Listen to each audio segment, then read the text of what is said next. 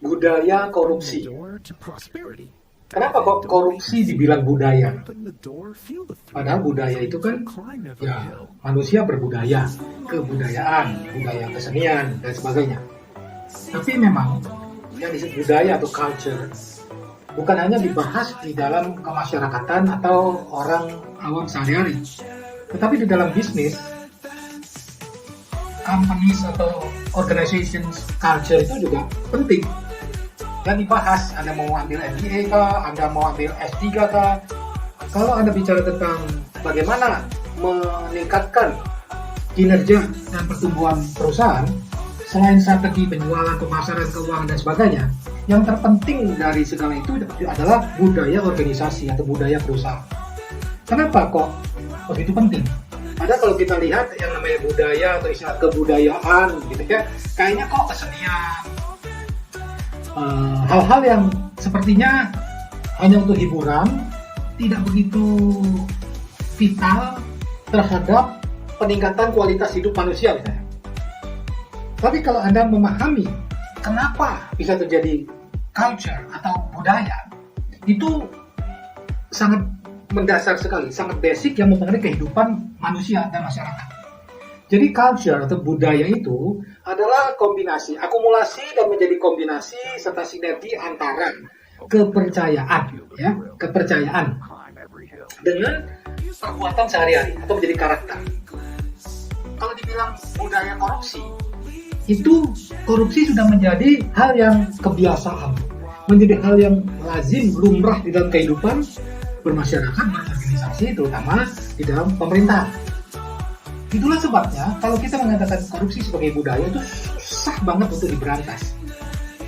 Kalau dibilang mustahil kan itu kebangetan, tetapi sangat sulit. Kenapa sangat sulit? Karena namanya budaya ya, budaya itu mempengaruhi kehidupan kita. Selama manusia itu disebut manusia berbudaya, maka budaya itu adalah bagian dari kehidupan kita karena merupakan kepercayaan dan perbuatan atau karakter kita. Jadi karakter koruptif artinya ya susah karena sudah mendarah mendaging. Ini Presiden Prabowo Subianto dan Wapres Gibran, Pak Prabowo terutama bolak-balik pidato, orasi meneriakkan anti korupsi, meminta kepada pimpinan parpol ketika mengutus atau mengirim calon menteri nomor 1 harus tidak mau korupsi, gitu ya. Itu adalah suatu hal yang sangat bagus. At least sudah berani diungkapkan di muka, syarat utama adalah tidak mau korupsi, gitu ya.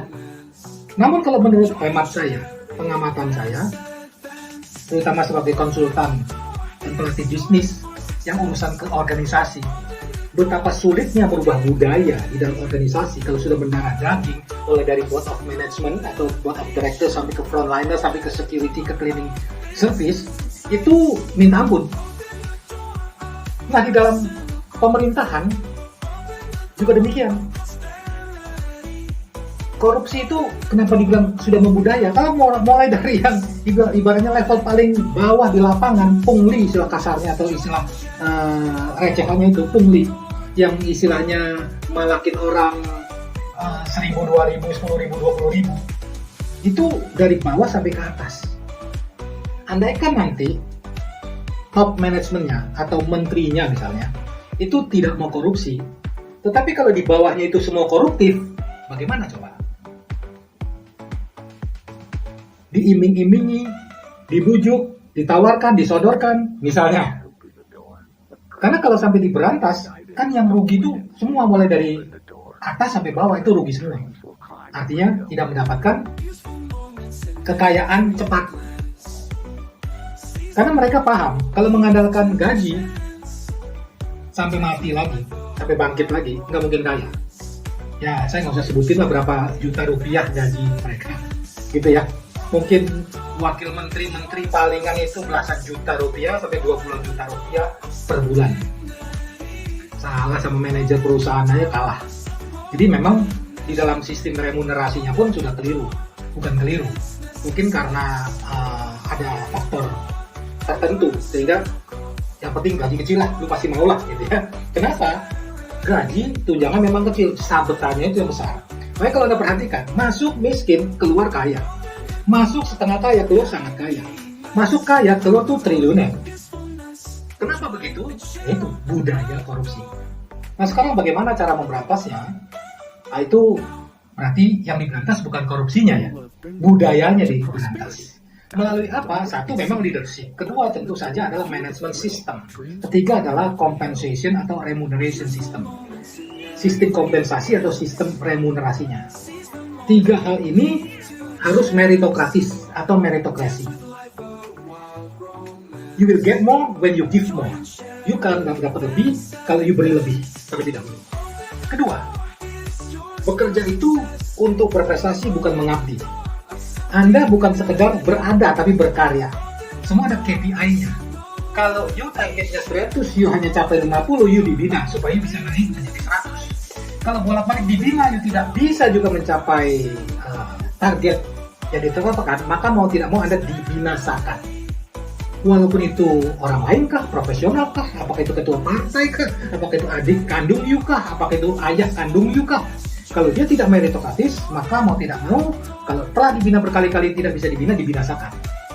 Nah, dengan menerapkan manajemen meritokrasi ini, dengan kepemimpinan meritokratis, dengan sistem manajemen yang meritokratis, dengan sistem kompensasi yang meritokratis, pelan-pelan. Ya, pelan-pelan itu saya tidak bilang puluhan tahun, juga tidak bertahun-tahun, ya 1-2 tahun saja. Ketika ini diterapkan secara konsekuen dan konsisten, bahkan ada strategi potong monyetnya. Potong monyet itu yang dipotong bukan keroco, bukan terinya, tapi pausnya. Kalau potong ular, jangan buntutnya dipotong, percuma masih hidup. Kepalanya dipotong. Kalau sudah ada dibuktikan bahwa misal ada menteri anu yang koruptif atau korupsi, nggak ada tanya jawab, nggak ada runing-runingan, nggak ada musyawarah, nggak ada negosiasi, dihukum, gitu ya, seberat-beratnya. Kalau perlu dimiskinkan. Supaya apa? Memberikan efek jerah. Ini harus membongkar jaringannya, karena tindak korupsi itu tidak terjadi perseorangan, tidak, ini paguyuban, ini kolektif namanya ya, kolektif. Kalau hanya 1-2 orang yang korupsi, itu sebentaran ketahuan. Yang tidak kebagian korupsi pasti buka suara, gitu ya. Tapi kalau gerombolan atau paguyuban atau kolektif, itu nggak bisa saling melindungi. Itu sudah puluhan tahun pun mau dibentuk komisi ini kah, komisi itu kah, mengawasi pengawas anu kah, pengawas diawasi oleh pengawas kah, nggak guna bro. Kenapa? Karena siapa mengawasi siapa?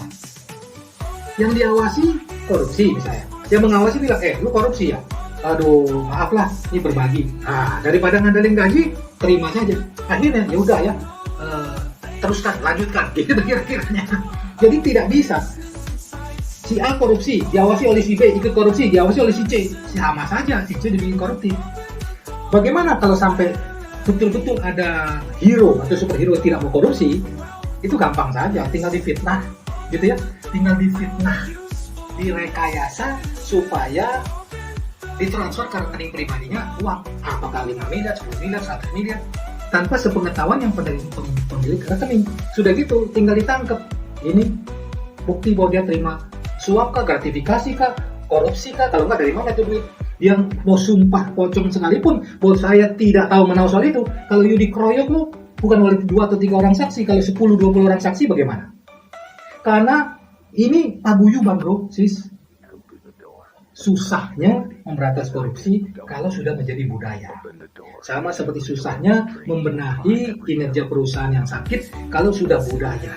Cara gampang yang saya biasa usulkan adalah ganti top management, minimum ganti board of directors. Ini level direksi ini diganti semua. Kenapa? Karena kalau mereka membiarkan terjadi tingkat korupsi, biasanya mereka ikut korupsi. Kalau mereka tidak korupsi tapi tidak tahu korupsi yang merajalela, maka berarti dia goblok banget, kan gitu. Mau bodoh kah, mau jahat kah, sama akibatnya merusak kinerja organisasi. Jadi harus dibuat. Perlu 1-2 tahun menerapkan manajemen meritokratis, ya. Kepemimpinan meritokrasi, sistem manajemen meritokrasi, sistem kompensasi meritokrasi. Maka budaya korupsi hilang, budaya malas hilang, budaya nyambi hilang, budaya cuek bebek hilang. Jadi yang uang itu yang diatur bukan korupsinya, budayanya, supaya tidak ada lagi budaya korupsi.